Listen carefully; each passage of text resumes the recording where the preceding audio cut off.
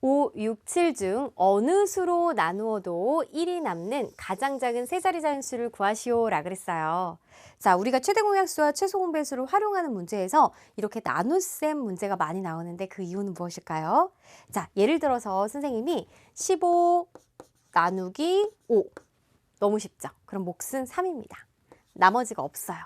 그럴 때 이 나누어지는 수와 나누는 수는 서로 약수와 배수 관계입니다. 15는 5의 배수, 또 5는 15의 약수, 그죠? 그럼 이제 나머지가 있는 상황을 한번 생각을 해볼게요. 이번엔 17 나누기 5를 해보죠. 그럼 몫은 3이고요. 나머지가 2입니다. 자, 그러면 이건 이야기로 설명을 하자면 사탕 17개가 있는데 5개를 한 묶음으로 묶으려고 그래요. 그러면 5개씩 몇 번, 3번 덜어내서 세 묶음을 만들고 사탕이 2개가 남는다라는 거예요. 이렇게 나머지가 있을 때는 이 17은 5의 배수가 아니죠. 그럼 5의 배수를 만들려면 바로 이렇게 나머지 2를, 남는 사탕을 그냥 버려버리면 돼요. 그쵸? 그래서 17 빼기 2를 했을 때는 5의 배수가 됩니다. 자, 그런데 2가 남았다라는 거는 또 다르게도 설명할 수 있어요. 한 묶음을 만들기 위해서는 이제 5개가 한 묶음인데 사탕이 2개가 남았으니까 어때요? 3개만 더 있으면 되겠죠. 그래서 이 경우에는 또 3이 부족, 3개가 부족하다 이렇게도 설명할 수 있어요.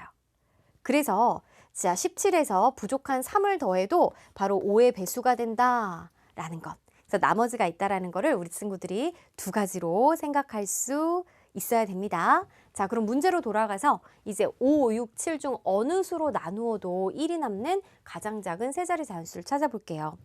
자, 어느 수로 나누어도 5로 나누어도 나머지가 1이고 6으로 나누어도 나머지가 1이고 그러면요. 자, 이 어떤 수 뭔지는 모릅니다. 근데 5로 나누어도 나머지가 1이라는 거죠. 그죠?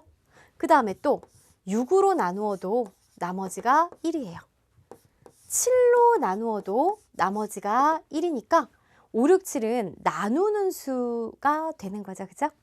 자, 그랬을 때는 지금 이 어떤 수, 정체는 모르지만 각각 5의 배수는 아니에요. 왜냐하면 나머지가 1이니까 선생님이 앞에서 얘기해 준 대로 나머지 1을 뺐을 때 5의 배수가 되고 또 여기서도 뺐을 때 1을 뺐을 때 6의 배수, 1을 빼면 7의 배수가 되는 걸 알 수가 있습니다.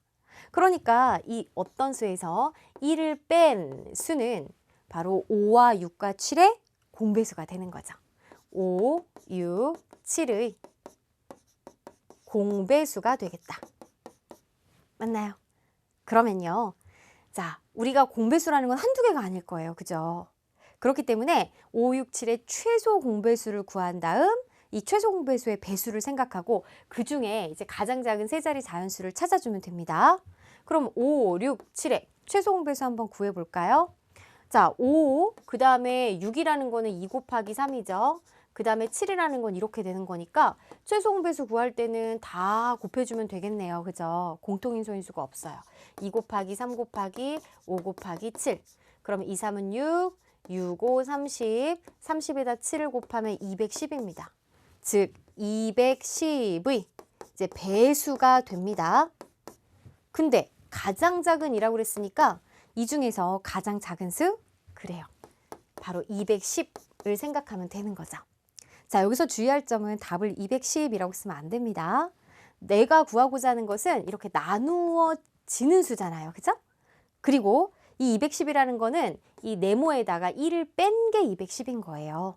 따라서 이 네모는 210에서 거꾸로 자, 1을 빼서 210이 됐으니까 거꾸로는 1을 더해야 되겠죠. 그래서 211로 계산할 수가 있겠습니다. 자, 정답 211이 조건에 맞는 가장 작은 세 자리 자연수가 되겠죠?